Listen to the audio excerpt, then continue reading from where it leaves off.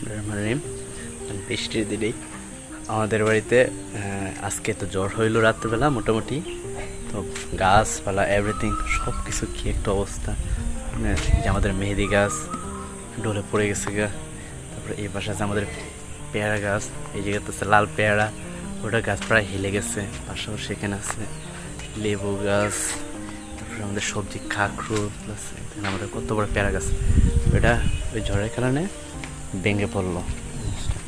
অবশ্য ভেঙেছে, যে খুঁটি দেওয়া হয়েছিল এক খুঁটি হেলে পড়ে গেছে, কত বড় পেয়ারা গাছ আমাদের, সেটা অবশ্য ভেঙে গেছে এই পছন্দ ঝড়ের কারণে।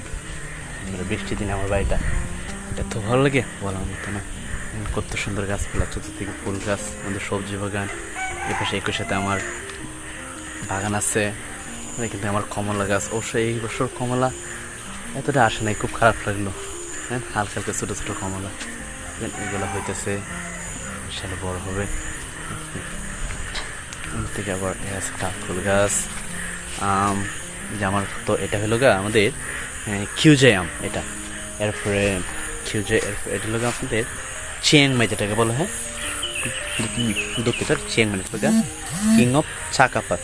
ঠিক আছে, তারপর এদিকে আছে আমার বোম্বাই থ্রি লিচু গাছ, তারপর এখানে চায়না থ্রি লিচু গাছ আছে, এটা একটা লিচু গাছ এই যে অংশে, আর আবার ওইদিকে একটা, আর এখান থেকে আমাদের এই যে আমার কাঠগোলাপের গাছ, এটা আমার শখের, খুব শখের লাগে না। আচ্ছা, আমার এই পাশে আছে আবার আলহামদুলিল্লাহ এখান থেকে আবার আমার আম্রপালি গাছ, এবার আলহামদুলিল্লাহ দুইটা আমার এই যে ছোটো করে লুকায় রাখতাম, না হয় এই যে ছোটো বাচ্চারা এখান থেকে নিয়ে নেয়।